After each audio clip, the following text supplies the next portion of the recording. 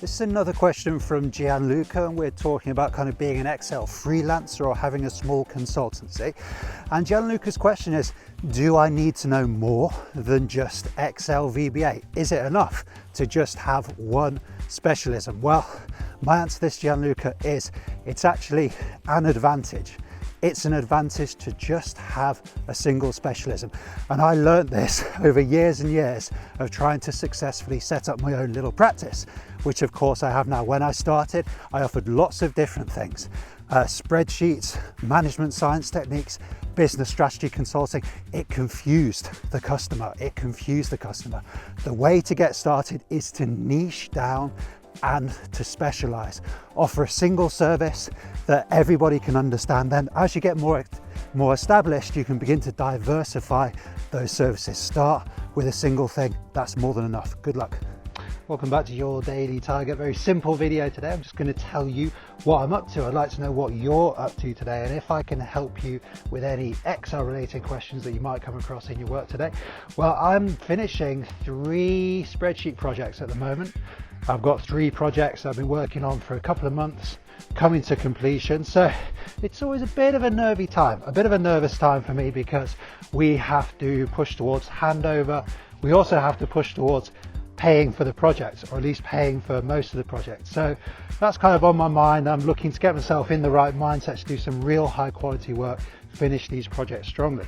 Also out walking the dog today. She's just in front of me, and we're building a new filming space at home that's going to allow me to up the YouTube content. So that's what I'm doing. There's some of the things on my mind. Let me know what you're up to today. What are you doing? And have you got any Excel or business related questions? I'd love to hear from you. Talk to you tomorrow. Had some good questions come in about being a freelancer, particularly a kind of spreadsheet consultant, and what should you charge for your services? How do you know what the price should be? Well, in this situation, basic principles of business strategy apply. So you can compete in one of 2 ways. You can compete on price, so you can be the cheapest in the market, or you can differentiate. And these, of course, are the ideas of Michael Porter, who's a famous business strategist. Now, think about the service I provide. Can I compete on price? Well, if you go to look at freelance Excel consultant, you can see there's people charging very low prices in other parts of the world. I have a locational disadvantage, what's called a locational disadvantage, because I live in a relatively expensive part of the world. I can't compete on price, so I've got to think, how can I differentiate my service? How can I provide something extra that clients will pay for? I do that through video content. How can you do it? Good luck. Morning everybody, it's Chris here. You'll see for once I've actually got a shirt on.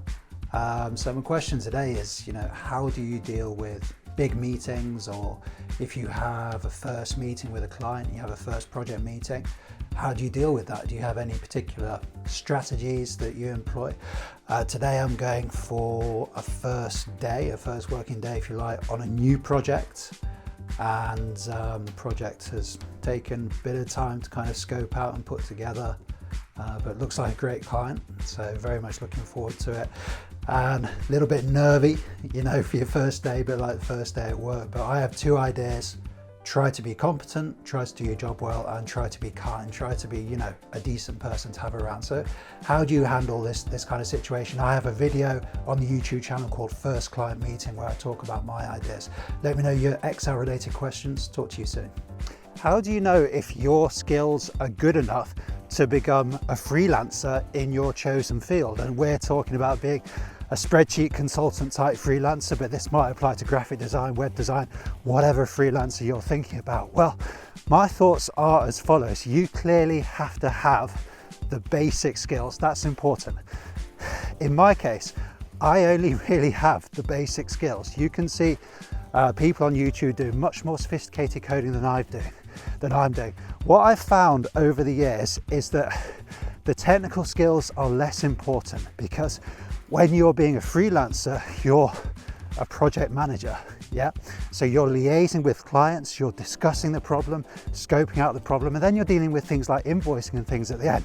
So those project management and people management skills become more and more important. They're actually more important than your technical skills, which are probably good enough already. So good luck.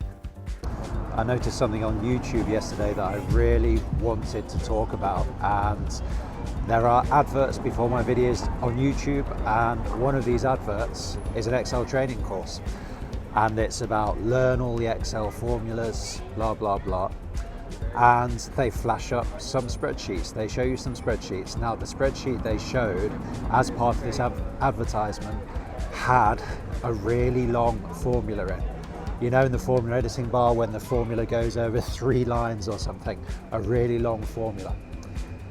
That really gets on my nerves, because long formulae are generally bad in Excel, and they're bad because they're difficult to understand, difficult to debug, and they're bad because Excel calculates more slowly with longer formulae. You're better off having lots of short formulae. Longer formulae are not better. Do you have lots of repeated structures in your spreadsheet? Now, by a repeated structure, I mean something that looks the same and appears many times in a file. I was working on a project just last week, and this spreadsheet file has the same table on about 70 or 80 different sheets, and the customer is going to that sheet and changing information. So having to go to a particular sheet just to change a bit of information, navigating 80 sheets. That's not the best way to do it. The best way to do it is to put that information in a table, tabulate that information, then use the power of VBA to move the information around the file. So try to avoid having multiple sheets. Use the framework that Excel gives us, a single sheet, a single table. Organize your information that way. Use VBA to move it around the file. Good luck.